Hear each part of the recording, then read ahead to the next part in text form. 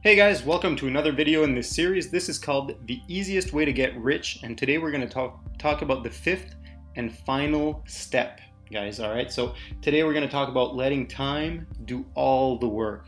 Okay, the easiest way to get rich, and this is quite important, just to let time do the work. So in the previous 4 videos, we've mentioned concentrating on dividend-paying stocks.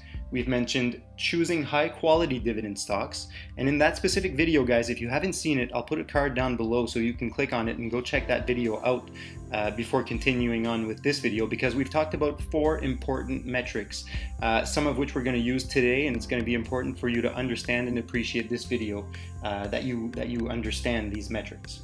Now, the 3rd video, we talked about choosing the right accounts. Tax-deferred accounts can be very advantageous for dividend-yielding stocks, and today in our specific examples, we'll take advantage of that specific feature. Now, the 4th step was just living frugally, guys. Ask yourselves questions. Try to limit the useless spending that we do in our everyday lives, and that can help you save a lot of money in the long term. So, today, we're going to go through some scenarios, all right? The scenarios are going to be the following. We have $5,000, and every single year we keep investing $5,000, guys. So we're going to put $5,000 into our tax-free savings account, or our Roth IRA, or a 401k, or an RRSP, whichever one you want. The point of it is to just put money into a tax-deferred account.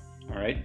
So we put our $5,000, which would be pretty much our maximum for a Roth IRA or a TFSA, and every single month we're going to keep contributing $400. So at the end of the year, we've pretty much contributed $5,000, just under that, so $4,800, which is pretty much our maximum allowed contribution. And we're going to keep that as is for the next 30 and 35 years, okay? That is the assumption we're making here for our example. Now, we're going to say the price per share of the company we've chosen to invest in is $10, and that we've decided to use a drip strategy. If you haven't seen the drip video, go ahead and check that out.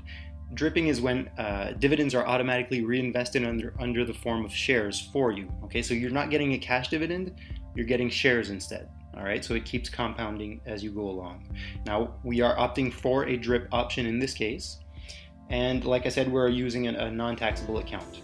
So, with that being said, let's go through some scenarios of how dividend yield and dividend growth can affect our investment. All right, guys, so we put $5,000 in, and every month we put $400 in. Okay, scenario number 1.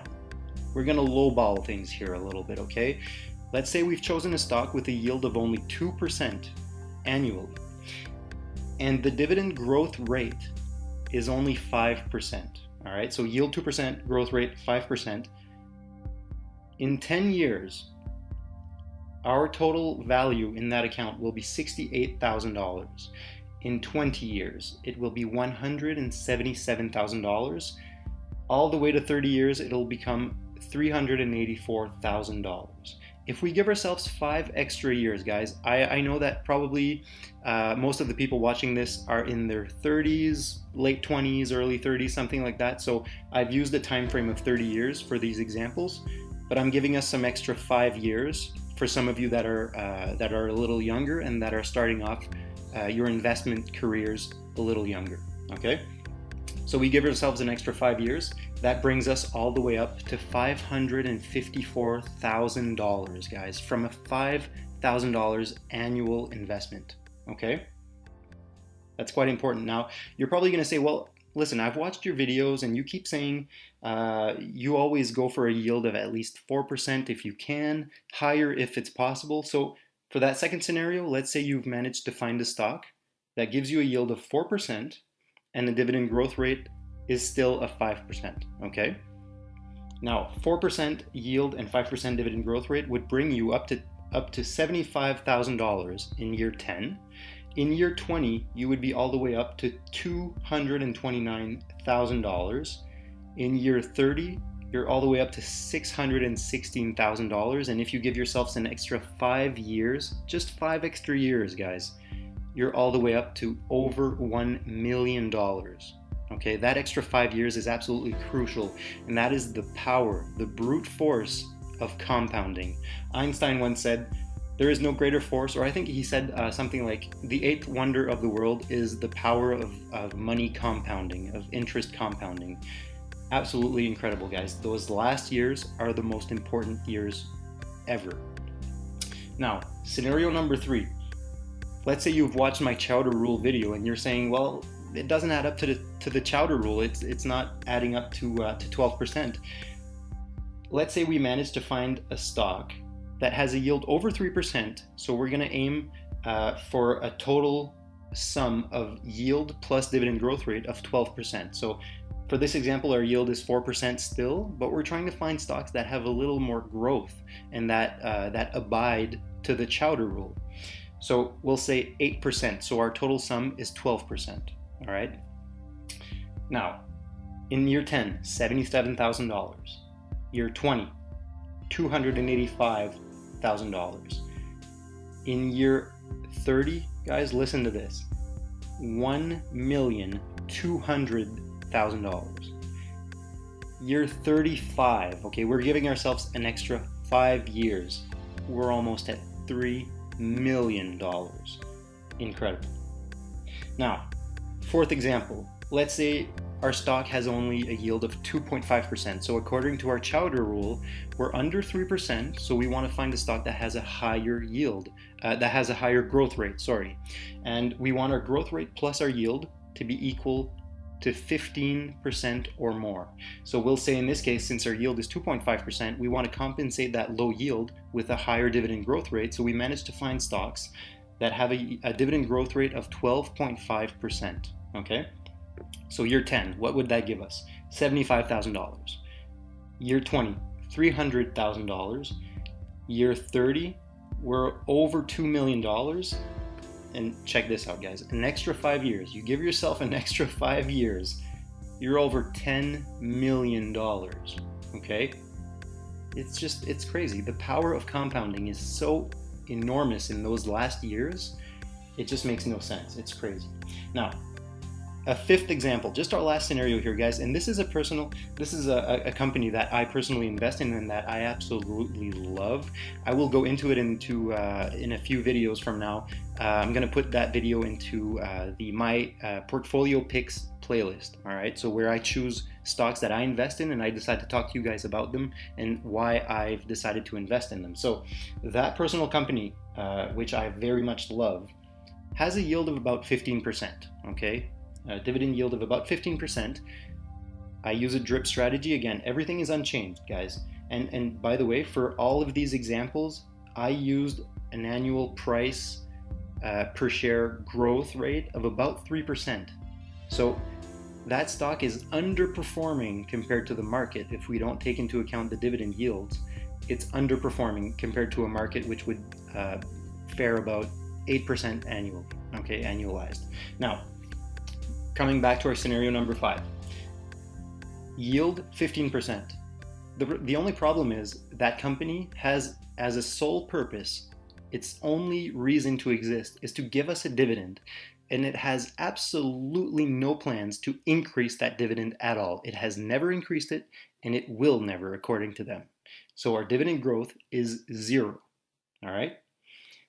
Where would that bring us in the future, guys? So in year 10, that would bring us to $139,000.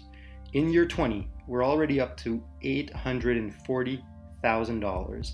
Year 30, we're all the way up to $4.5 million. And again, guys, if we give ourselves just an extra 5 years, $10.4 or $10.35 million. It's just incredible, guys. So in conclusion, I just want you guys to bear in mind here, the power of compounding and the power of time and patience is absolutely crucial when considering dividend investing. That should be your number one concern. When you're thinking about doing dividend investing, you should only think in terms of long term. Look at all the numbers on year 10 and year 20. Look at how similar they are And regardless of what our parameters were in the examples, guys, it almost makes no difference. We're all the way up to 68,000, 75,000, 77,000, 75,000 again. It almost makes absolutely no difference in the short term when you're considering dividend investing. Where it makes a lot of difference is in the long term, in the 20, 30, and 35 years from now. That's where compounding is really going to kick in. Now, again, taking into account all these examples, the past dividend growth rates that the companies had, you can use that as a tool, but bear in mind that past performances are not indicative of future performances, but it's the only tool that we have. Looking into the past and trying to predict the future is the best way that we can possibly come about it, okay? So another important thing I want you guys to remember when doing dividend investing, you realize the importance of time. Not only patience, guys, comes into effect here, but start as soon as possible.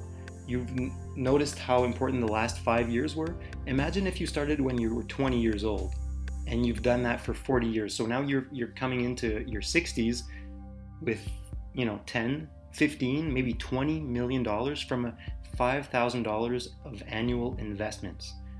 It's absolutely insane, guys. So that's the end of this series. I'll be posting a lot more playlists coming on, my portfolio picks, some extras, dividend definitions, basic investment terms, you name it. It's all on my channel. Go check it out. I hope you enjoyed this video. I'm gonna just finish this off here.